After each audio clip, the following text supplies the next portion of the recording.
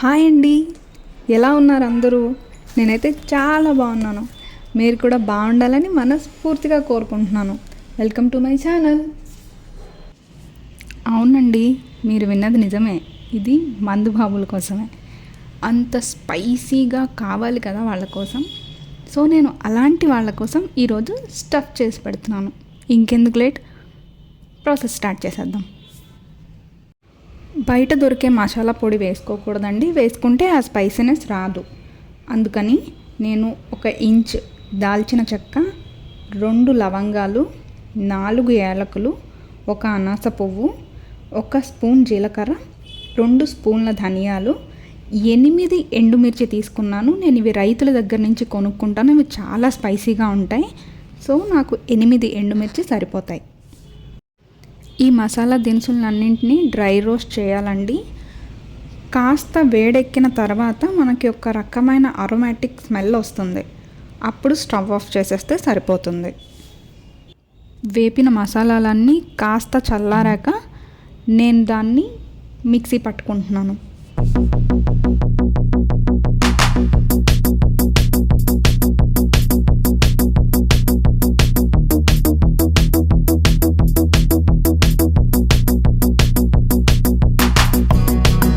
చూసారా మసాలా పౌడర్ ఎంత సాఫ్ట్గా అయిందో?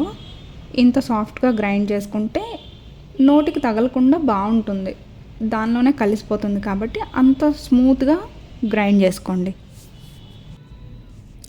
ఇప్పుడు ఆ మసాలా పౌడర్ ఒక బౌల్లో వేసుకుని అందులో ఇంకా కారం వేయక్కర్లేదు. ఎందుకంటే మనం ఎండుమిర్చి ఆల్రెడీ గ్రైండ్ చేసేసాం. అందులోనే కాస్త సాల్ట్,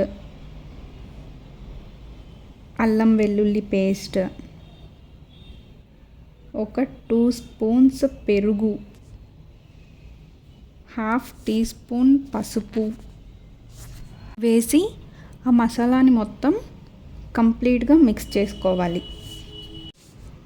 ఇప్పుడు నేను 2 లెగ్ పీసెస్ అన్నాను కదా, కడిగి పెట్టుకున్న లెగ్ పీసెస్కి, ఆ వింగ్స్ పీసెస్కి ఈ మసాలా మొత్తాన్ని పట్టించుకోవాలి. కంప్లీట్గా లోపల వరకు వెళ్ళేలా మసాలాని కంప్లీట్గా పట్టించుకోవాలి.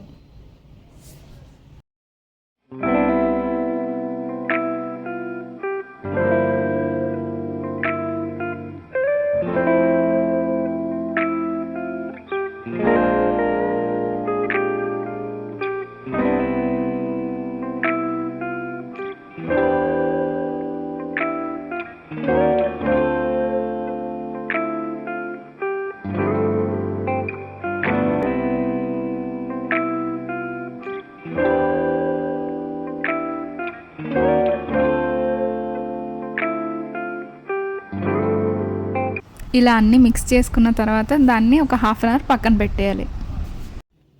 ఇప్పుడు స్టవ్ మీద ప్యాన్ పెట్టుకొని ఆయిల్ బాగా హీట్ అయ్యాక వాటిని ఫ్రై చేసుకోవాలి. పైన గరిటతో తీస్తూ పైన ఆయిల్ వేసుకుంటూ ఉంటే పైన కూడా కుక్ అవుతుంది, కింద సైడ్ ఎలా కుక్ అవుతుందో పైన కూడా అలాగే కుక్ అవుతుంది, బాగుంటుంది.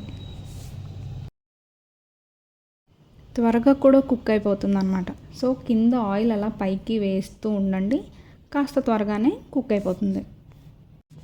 ఇప్పుడు ఆ ఫ్రై చేసి తీయగా మిగిలిన ఆయిల్ ఉంది కదా, అందులోనే కాస్త కరివేపాకు వేసుకొని తీసి దీని మీద వేసుకుని వాళ్ళకి ఇచ్చేస్తే సూపర్ స్టఫ్ ఎంజాయ్ చేస్తారు.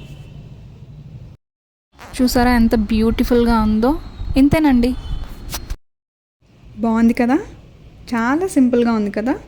సో మీరు కూడా ట్రై చేసి ఎలా వచ్చిందో నాకు కామెంట్స్లో చెప్పండి.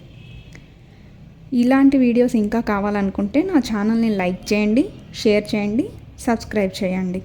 Thank you.